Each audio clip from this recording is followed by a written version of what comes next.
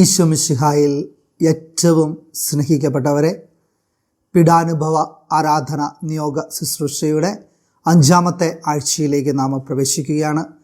ഈ 5-ാമത്തെ ആഴ്ചയിൽ നമുക്ക് നമ്മെ തന്നെ പൂർണ്ണമായി നമ്മുടെ ജീവിതത്തെ ദൈവകരങ്ങളിലേക്ക് പൂർണ്ണമായിട്ട് നമുക്ക് ചേർത്ത് വയ്ക്കാം.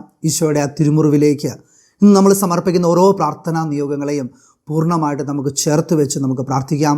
ഈശോദ നമ്മെ ആശീർവദിച്ച് അനുഗ്രഹിക്കുന്ന നിമിഷങ്ങളാണ്. ഇന്ന് നമ്മൾ ചെത്തിമിനിക്കാനായിട്ട് പോകുന്നത് നമ്മൾ ഏറ്റവും കൂടുതൽ പാപം ചെയ്യുന്ന നമ്മുടെ ശരീരത്തിലെ ഒരു അവയവത്തെക്കുറിച്ചാണ്. നമുക്കറിയാം, ഏറ്റവും കൂടുതൽ ഒരു മനുഷ്യൻ പാപം ചെയ്യുന്ന നാവ് കൊണ്ടാണെന്നാണ് തോന്നുന്നത്. സുഭാഷിതങ്ങളുടെ പുസ്തകം 10-ാം അധ്യായം 20-ാം തിരുവചനം പറയുന്നു, നീതിമാൻ്റെ നാവ് വിശിഷ്ടമായ വെള്ളിയാണെന്നാണ് പറയുക. നമ്മൾ നാവ് കൊണ്ട് ദേഷ്യപ്പെടുമ്പോൾ, ചീത്ത പറയുമ്പോൾ, പരദൂഷണം പറയുമ്പോൾ, ഏശുനി പറയുമ്പോൾ, കുറ്റപ്പെടുത്തുമ്പോഴൊക്കെ ദൈവം വന്ന് കുടികൊള്ളുന്ന ദൈവവചനങ്ങൾ, ദൈവകൃപകൾ ചൊരിയേണ്ട നമ്മുടെ നാവ് അശുദ്ധമായിട്ട് തീരുകയാണ്. അതുകൊണ്ട് സ്നേഹമുള്ളവരെ, പ്രഭാഷകൻ്റെ പുസ്തകം 23-ാം അധ്യായം 8-ാം തിരുവചനം പറയുന്നു, പാപിയുടെ പതനത്തിന് കാരണം അവൻ്റെ ചുണ്ടുകളാണ്. ചീത്ത പറയുന്നവൻ്റെ അഹങ്കാരിയുടെയും വീഴ്ചയ്ക്ക് കാരണം നാവ് തന്നെ. അപ്പം ഞാൻ ആദ്യം സൂചിപ്പിച്ചതുപോലെ നമ്മുടെയൊക്കെ ജീവിതത്തിൽ നമ്മൾ പോലും അറിയാതെ ചില പ്രാർത്ഥനകൾ, ദൈവകൃപകൾ നഷ്ടപ്പെട്ടു പോകാറുണ്ട്.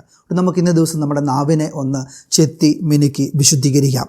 നാവിനെ ചെത്തി മിനുക്കി വിശുദ്ധീകരിക്കുമ്പോൾ നമ്മുടെ നാവിലൂടെ നമ്മൾ വന്നു പോയ എല്ലാ പാപങ്ങളെയും നമ്മുടെ കർത്താവ് ഈശോ മിശിഹായുടെ തിരുമുറിവോട് ചേർത്ത് വെച്ച്, ഓ ദിവ്യകാരുണ്യേശോയെ, ആ തിരുമുറിവുകളിൽ നിന്ന് ഒഴുകി ഇറങ്ങി തിരിച്ചു പറയാൽ ഞങ്ങളുടെ നാവിനെ അവിടുന്ന് കഴുകി വിശുദ്ധീകരിക്കണമേ. ഇന്ന് ഞങ്ങൾ സമർപ്പിക്കുന്ന ഈ 5 പ്രാർത്ഥനാ നിയോഗങ്ങളും ഞങ്ങളിത് ദിവ്യകാരുണ്യനാഥൻ്റെ സന്നിധിയിൽ പൂർണ്ണമായിട്ട് സമർപ്പിച്ച് പ്രാർത്ഥിക്കുന്നു. ഈ പ്രാർത്ഥനാ നിയോഗങ്ങളുടെ മേൽ നിൻ്റെ കരുണ വർഷിച്ച് ഞങ്ങളെ ഓരോരുത്തരെയും അവിടുന്ന് അനുഗ്രഹിക്കണമേ എന്ന് നമുക്ക് പ്രാർത്ഥിക്കാം. പീഡാനുഭവ ആരാധനയുടെ 5-ാമത്തെ ആഴ്ചയിൽ നമ്മുടെ കർത്താവ് ഈശോ മിശിഹായുടെ വലത്തെ തൃപ്പാദത്തിലെ തിരുമുറിവിലേക്ക്, ഇടത്തെ കയ്യിലെ തിരുമുറിവിലേക്കും നമ്മുടെ മക്കളെ ഒന്ന് പൂർണ്ണമായി നമുക്കൊന്ന് ചേർത്ത് വയ്ക്കാം. അവർ വിശുദ്ധിയിൽ വളരുവാൻ, ഈ ആധുനിക ലോകത്തിൽ പാപത്തിൻ്റെ വഴിയിലൂടെ നടക്കാനുള്ള സാഹചര്യങ്ങൾ ഉണ്ടാകുന്ന ഈ സാഹചര്യത്തിൽ ഇന്നും വിശുദ്ധിയിൽ വളരുവാൻ, ദൈവത്തോട് ചേർന്ന് നിൽക്കുവാൻ, വിശ്വാസത്തിൽ വളരുവാൻ നമ്മുടെ ഓരോ മക്കളെയും അവിടുന്ന് അനുഗ്രഹിക്കണമേ നാഥ. 37-ാം സങ്കീർത്തനം 4-ാം തിരുവചനം, കർത്താവിൽ ആനന്ദിക്കുക, അവിടുന്ന് ആഗ്രഹങ്ങൾ സാധിച്ചു തരും. അവരുടെ ആഗ്രഹങ്ങളെയും സ്വപ്നങ്ങളെയും നമുക്ക് പൂർണ്ണമായ ദൈവകരങ്ങളിലേക്ക് ഒന്ന് വിട്ടുകൊടുക്കാം. അവരുടെ ഭാവി അനുഗ്രഹമാകുവാൻ, ജീവിത വഴികൾ അനുഗ്രഹമാകുവാൻ, കൂട്ടുകെട്ടുകൾ അനുഗ്രഹമാകുവാൻ, ദിവ്യകാരുണ്യേശോയെ അങ്ങയുടെ തിരുമുറിവിൽ നിന്നൊഴുകി തിരിച്ചോരയാൽ അവരെ കഴുകി വിശുദ്ധീകരിച്ച് ആ തിരുരക്തത്തിൻ്റെ സംരക്ഷണം നൽകി അവരെ അവിടെ നിന്ന് അനുഗ്രഹിക്കണമേ എന്ന് നമ്മൾ പ്രാർത്ഥിക്കുന്നു.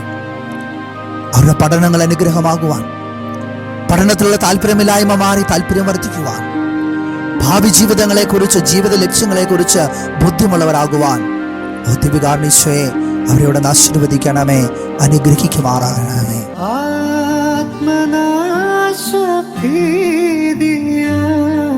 നിരാശയിൽ ഞാൻ താഴുമ്പോൾ അഭയം നീയേകി, മുറിവിൽ നീ തഴുകി, എൻ മോക്ഷം നീയല്ലോ, എൻ മോക്ഷം നീയല്ലോ. Press the bell icon on the YouTube app and never miss another update.